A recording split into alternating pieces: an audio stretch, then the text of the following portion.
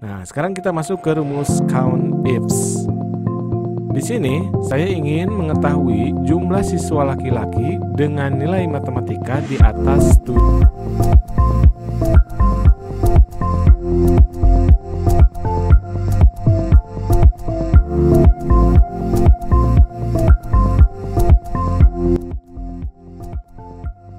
Selamat datang di channel Cara Tutorial Teknologi. Kali ini kita akan membahas bagaimana perbedaan rumus count if dan count ifs. Pada video sebelumnya saya sudah bahas juga tentang perbedaan antara count dengan count if. Nah, apa perbedaannya sekarang dengan count ifs? Kalau count ifs di video sebelumnya sudah kita bahas, yaitu kita ingin menjumlahkan jumlah data dengan satu kriteria.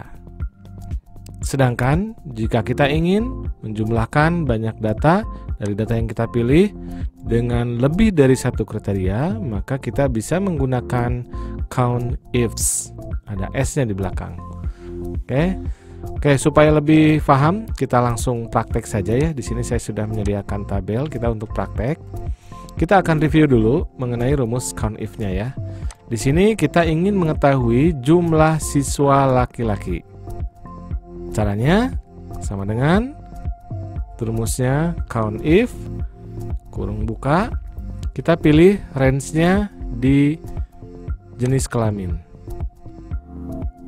Oke, selesai. Kemudian kita titik koma. Kemudian pilih kriterianya. Kriterianya tadi adalah laki-laki. Di sini saya menuliskan laki-laki dengan huruf L. L, tanda kutip lagi, jangan lupa kurung tutup. Jumlah siswa laki-laki ada 8. Oke, kemudian kita coba sekali lagi ya untuk jumlah siswa perempuan. Sama dengan count if, kurung buka, kemudian range-nya, yang ini jenis kelamin, kemudian titik koma, kriterianya adalah perempuan atau pakai huruf P saya di situ. Kemudian kurung tutup. Enter. Jumlah siswa perempuan ada 7. Ini total 15 ya. Cocok sesuai dengan jumlah total yang ada di sini. Nah, sekarang kita masuk ke rumus count ifs.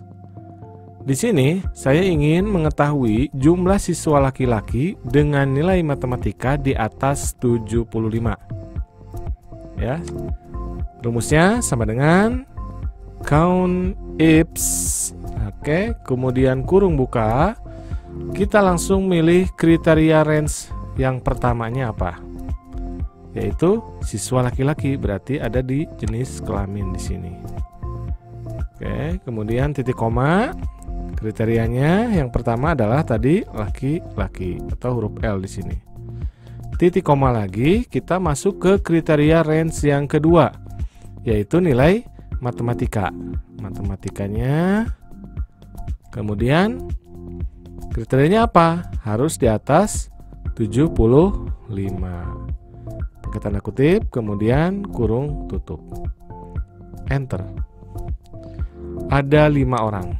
Kita lihat ya, siswa laki-laki yang biru ini nih, yang nilainya di atas 75 matematikanya. 1, yang ini tidak masuk ya. 2, 3, 4, 5. Ada 5 orang. Oke, gampang ya. Oke, sekarang kita coba dengan 3 kriteria. Yaitu jumlah siswa perempuan dengan nilai IPA dan bahasa Indonesia, ini nggak kelihatan, kurang dari 80 nilainya.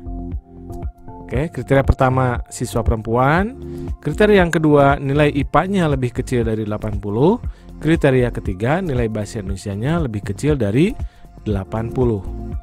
Bagaimana caranya?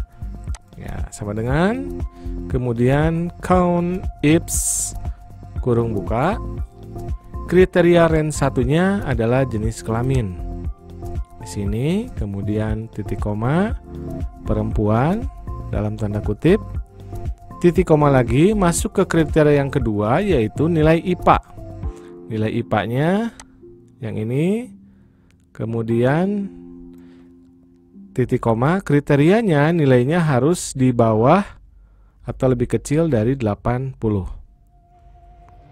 Oke, kemudian titik koma lagi, baru masuk ke kriteria yang ketiga, yaitu nilai bahasa Indonesianya juga harus di bawah 80. Oke, lebih kecil dari 80. Tanda kutip, jangan lupa kurung tutup, enter. Hanya ada 2 orang. Kita buktikan ya. Siswa perempuan dengan nilai IPA dan bahasa Indonesia di bawah 80. IPA dan bahasa Indonesia, nah ini ada 80-nya, berarti nggak berlaku. Kemudian yang ini apalagi 85. Nah, siswa yang ke-7 baru masuk nih. Karena dia nilai IPA-nya 75, bahasa Indonesianya 65, artinya masuk. 1. Kemudian siswa 10. Nah, ini juga masuk ya, 2. Udah ketemu ya, hanya ada 2 orang. Kita coba buktikan yang ini. Nah, ini 80, 95, nggak mungkin. Yang ini 85, 85, yang ini IPA-nya 80. Berarti terbukti hanya 2 orang saja. Oke, baik rekan-rekan semua, gampang ya cara membedakan antara rumus count, count if, dan count ifs. Jangan lupa untuk like, share, komen, dan subscribe. Dan jangan lupa juga untuk membunyikan lonceng notifikasinya supaya tidak ketinggalan informasi dari channel ini. Sampai berjumpa pada video berikutnya. Terima kasih.